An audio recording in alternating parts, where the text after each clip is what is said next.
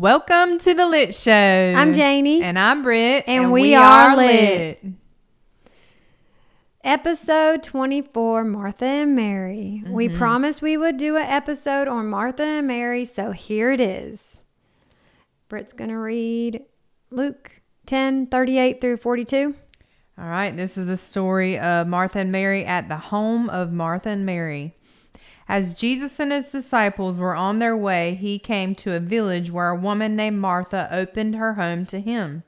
She had a sister called Mary who sat at the Lord's feet listening to what he said. But Martha was distracted by all the preparations that had to be made. She came to him and asked, "Lord, don't you care that my sister has left me to do the work by myself? Tell her to help me." "Martha, Martha," the Lord answered, "you are worried and upset about many things, but few things are needed, or indeed only one. Mary has chosen what is better, and it will not be taken away from her." Every time I read that, I feel like it's just different to me. Like Me too. I can really. Am I allowed to say I don't like what God said? Yeah. Yeah, I get mad at God all the time. I don't like it. Martha and Mary are two well-known women in the New Testament, known for their close relationship with Jesus and the role that they play in the Gospel of Luke. They are sisters living in Bethlehem, a small village near Jerusalem, and are also the siblings of Lazarus, whom Jesus later raised from the dead. What she just read in Luke 10, we see a snapshot of their personalities. Through their interactions with Jesus during one of his visits to their home, Martha is portrayed as a diligent and hospitable hostess, preoccupied with the responsibilities of preparing a meal and ensuring everything is in order. On the other hand, Mary is depicted as sitting at the feet of Jesus, fully absorbed in his teaching, symbolizing a deep desire to learn and connect with his spirituality. This right here, the story highlights a contrast between the active service of Martha and the devoted devotion of Mary, offering rich insights into the balance between work and worship. The importance of prioritizing our relationship with God amidst the demands of a daily life. The reason why I'm mad at God is because I would be more like a Martha, because I would want to be preparing for God and making him feel welcome. Like I'd be the one with the hospitality, the host, the preparer, the one to clean up after him. And I feel like, why wouldn't God think that both of them would be doing the right thing? I think that they're both equally doing the right thing until Martha questions him. Yeah, I agree with that. Yeah. And thinking about that part, you're right. Because all I'm thinking about is just getting the things ready, and then Jesus coming up to Martha and saying, "Hey, Martha, go sit down next to your sister." But what about the dinner? Right. But then, where it does say, "Martha, Martha, your sister's doing the right thing right now."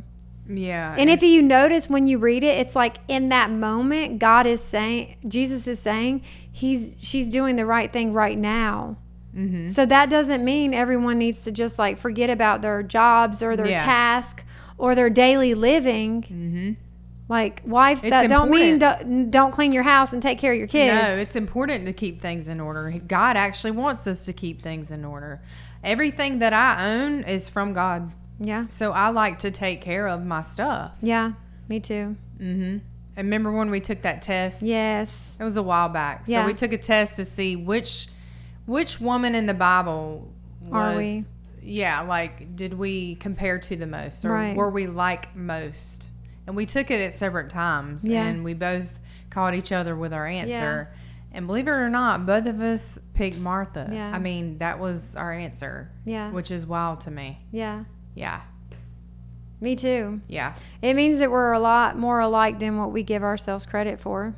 Yes, that's very true. I think mine goes back. Well, I was in a season that I felt depleted, and I ended up, needing to be more like Mary. And I could see then reading the story back where I was doing so much of being Martha, where I needed to just chill and be still with Yeah. God and stop trying to like knock everything off my list and serve and do all these things, and really just needed to focus in on me Yeah. and Him. So And the type of person I am, I'm just not a chill person. So I feel like my time with God and my alone time with God looks so much different than everybody else's. yeah, I mean, I know there's people out there like me, but like my time with God isn't going to look like, me sitting and relaxing and like just taking in everything that God has to do. Like my time with God, I power read like scripture like again and again. I'm almost like a fighter in my time with God because I want to get as much as I can out of it. right. That's the way you learn, and and He knows that. And like with me, I have to have, I mean, God's got me in a single season, and it's righteous. Like I have to literally slow down in my sanctuary with it quiet and peaceful to feel His presence. I just want it over and over and over. So that's where I need that peace. That's where I find His peace, when it's super quiet. I like that. It's so quiet. Do you want to read the different personalities? Because that's what we were just talking about. Martha and Mary had distinct personalities and roles within their household. Martha was the practical, responsible older sister, known for her focus on hospitality and household duties. She took charge of managing the home, ensuring that guests, especially Jesus, were well cared for. Her role was one of service, deeply rooted in her sense of duty. Mary, on the other hand, was more reflective and spiritually inclined. Rather than focused on the practical tasks, she prioritizes sitting at Jesus' feet, listening to His teachings. Her role was that of a devoted disciple seeking to grow closer to Jesus through learning and reflection. Yes, gosh. The story of Martha and Mary offers timeless lessons that resonate with me. Balancing service and spirituality, prioritizing what matters most, avoiding distraction and anxiety, and value of devotion. Do you want to read the provides valuable guidance on balancing service? It's the next one. Oh. You don't have that one? I guess not. This one? It's the last page. It's right there. Oh. The story of Martha and Mary provides valuable guidance on balancing service and spiritual nourishment. Here are some practical applications. Schedule time for spiritual practices. Just as Mary prioritized time with Jesus, we can schedule regular moments for prayer, meditation, or Bible study. Setting aside dedicated time each day or week ensures that spiritual nourishment remains a priority despite our busy schedules. Evaluate your priorities. That's a big one. Create boundaries. That's huge. And I'm working through that right now. Yes. God's working with me with my boundaries right now. Yeah. It's a heavy thing, which we need to talk about that in another podcast. Boundaries, it's a good one. Establish boundaries to prevent work and service commitments from overwhelming your personal time. For instance, limit work-related tasks or social obligations that encroach upon your time for spiritual reflection and rest. Yeah, I've had to say no because I am so consumed with all of my clientele as a hairdresser. I mean, I see like 8 to 10 people a day, and I'm a good listener. God's put me behind the chair for a reason. And consuming all of the voices and everything that's going on in their lives, like, it takes everything I have daily to do it. And I have to set aside time for myself at the end of the week to really focus in on God, because I'm so depleted from people. Yeah. Well, if you want to marry today and stop your work and take time to help the lady get saved and say the sinner's prayer, then, you know, that's basically being a Mary. Because you stop being a Martha by working, because you could have kept on doing her hair. You could have kept on, like, you know, getting her out of the chair for the next person to sit. But you took time to realize that, like, hey, like, you know, you need the Lord. Oh, yeah, I had to shut the door. I didn't want anybody to come in there. She was very curious about what I was talking about. Yeah. And it just happened. And actually, that's never happened to me. So it was a very spiritual moment for me. Yeah, for me too when I heard it. Because did you see how happy I was? Yeah. I was like, wow. And we prayed for her right after you had said what had happened. And I'm just so proud of you, because it's so much growth for you to be able to do that. Because you put your fear aside. Because that's nerve-wracking. I'm not going to lie. I was a little, when she came in, she was having some heavy stuff going on in her life. And being very negative. And as she leaned back in my bowl, as I was washing her hair, she didn't know I was doing this. And I do this a lot to people. I pray over them, but I'm touching them. I am all about, I'm with Jesus talking. Yeah. And I just prayed for her to be more positive, and because, you know, it was depleting me. Yeah. Like, I didn't even know how to respond or give anything anymore because it was depleting me. I'm like, Lord, help me be as a guiding light. Like, help me, like, figure this out. I got the rest of the day to work. Like, how am I going to deal with this person's negativity right now? Yeah. And then it just started coming out.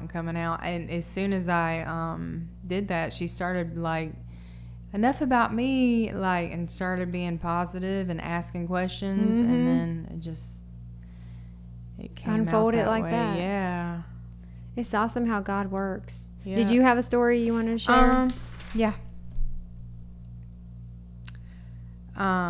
We talk about the test. We already talked about the test. Okay. No matter how many dishes I clean, I check off of my to-do list, how much time I spend serving and giving to others, telling my story to others, folding laundry, and I could go on. I have realized that just in the last season of my life that I don't always have the strength to be a Martha, whom has an outstanding gift of being an active servant for the Lord. Having been working on my perfectionism intensely with my therapist and God, I am learning to steer into more of Mary's role in this story. She had a focused devotion to listening and learning. As I walked up to the Christian oil lamp in the glass case at the Bible Museum in Washington, D.C. a month ago, I quickly remembered the story of the 10 virgins. 5 of them feel foolish and depleted with no oil before the bridegroom arrives. They had asked the other 5 if they could borrow theirs. They responded no, and that they had none to share. Oil lamps then and now represent the light of faith and truth. I knew then that Mary needed this oil in her story and needed to hear Jesus. To build one's faith with Jesus is the only way, the truth, and the life, in finding the oil we all need to build our faith and our truth for Him. All He wants is for us to spend time with Him, to stop and be filled with His guidance and love, so that we can continue to share this with others and not feel depleted, to be able to give and to serve others in a healthy way without being filled with all the things that can happen when we do not slow down for Him. Jesus told several parables about the importance of being prepared for His return. For example, He points out that His followers would need to maintain a lifestyle of faithfulness and obedience as we wait for Him, to prepare for the Messiah's coming like Mary had done in her story. Finding the stillness of God is the only way. Spending time with Him at His feet, giving thanks to Him, to praise Him and worship Him for saving your life. This is more important than any house chore there will ever be, more important than any food you eat or drink you will drink. Jesus' body represents the bread we need to survive. His truth and faith are the living water, which is the only true thirst that can be quenched in life. Spending time with Him can only provide this, to fill your lamps with all the oil it needs to shine brightly for His kingdom. That's good. Well, thank you guys all for tuning in, and I want to encourage you to dig deeper on Martha and Mary in your own study and prayer. Thanks Thank again for you. watching.